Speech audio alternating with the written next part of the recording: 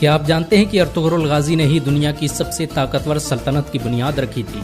उसने अपने 2000 साथियों की मदद से एक ऐसी हुकूमत कायम की जो 700 सालों तक पूरी दुनिया पर राज करती रही। उसकी नस्लों में पैदा होने वाले सुल्तान मोहम्मद फातेह ने ही दुनिया की सबसे बड़ी तोप ईजाद की थी। अर्तुगरुल के जरिए स्थापित की गई सल्तनत उस्मानिया ने दुनिया को सबसे ज्यादा वैज्ञानिक और डॉक्टर दिए। रॉकेट टेक्नोलॉजी पर आधारित दुनिया का पहला जहाज सल्तनत उस्मानिया में ही बनाया गया था। अर्तुगरुल ने डॉक्टरों और आलिमों की एक बड़ी जमात तैयार की थी जो मुफ्त में लोगों की मदद करती थी।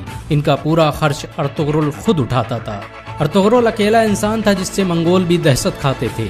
13वीं सदी ईस्वी में जब मंगोलों ने मुसलमानों के सारे बड़े शहर तबाह कर दिए तो अर्तुगरुल ने सोगूत में दुनिया की सबसे ताकतवर सल्तनत की बुनियाद रखी। अर्तुगरुल काई कबीले के मशहूर शासक सुलेमान शाह का बेटा था। सुलेमान शाह ओगोज की नस्लों से थे जिन्होंने चीन से भागकर ईरान और शाम में पनाह ली थी।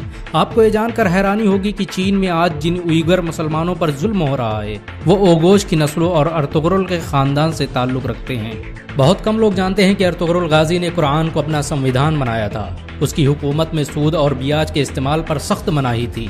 यहाँ तक कि यहूदी और ईसाई भी इस्लामी कानून के मुताबिक तिजारत करते थे। अर्तुगरुल जब अनातोलिया में दाखिल हुआ तो सलीबियों ने मुसलमानों के खिलाफ जंग छेड़ रखी थी। दूसरी तरफ मंगोल बगदाद के 10 लाख मुसलमानों का कत्ल कर चुके थे।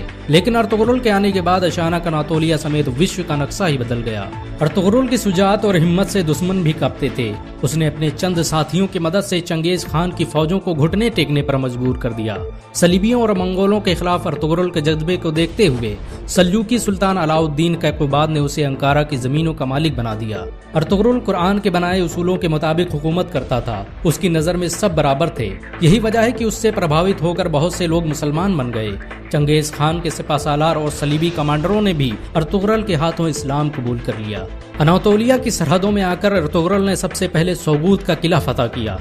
ये वही किला था जहाँ पर हजारों मुसलमान कत्ल किए गए थे। सोगूत को फतह करने के बाद अर्तुगरुल ने वहाँ ऐसा निजाम कायम किया कि वो सल्जूकी सल्तनत का सबसे अमीर शहर बन गया। उसकी हुकूमत में यूरोप की एक बड़ी आबादी व्यापार करने सोगूत आती थी। अर्तुगरुल बड़ा ही इंसाफ पसंद था। उसकी तलवार हमेशा म्यान से बाहर रहती थी। सल्जूकी सल्तनत के खिलाफ साजिश रचने वाले सादुद्दीन कोपेक से लेकर कमांडर ड्रैगोस को उसने सरेआम कत्ल कर दिया था। अर्तुगरुल ने जिस सल्तनत की बुनियाद रखी उसने मात्र 100 साल के अंदर ही आधी दुनिया को फतह कर लिया। इस सल्तनत की सरहदें एशिया से लेकर यूरोप और अफ्रीका तक फैली हुई थी। यहाँ तक कि पूरा भूमध्य सागर खिलाफत उस्मानिया के कब्जे में था। 17वीं सदी ईस्वी तक दुनिया की आधी दौलत सल्तनत उस्मानिया के कब्जे में थी। जापान, रूस और फ्रांस जैसे देश तुर्की की खिलाफत उस्मानिया से कर्जे लेते थे। यह सल्तनत इतनी बड़ी थी कि जब इसका अंत हुआ तो 42 नए देशों का निर्माण हुआ। आपको ये जानकर शायद हैरानी हो कि अर्तुगरुल का खानदान दुनिया में सबसे लंबे समय तक हुकूमत करने वाला खानदान है। उसके खानदान के 36 लोगों ने 700 सालों तक हुकूमत की। अर्तुगरुल के बाद खिलाफत उस्मानिया ने 500 से अधिक जंगें लड़ी जिनमें ज्यादातर फतह हासिल हुई। अर्तुगरुल चट्टानों की तरह सख्त था।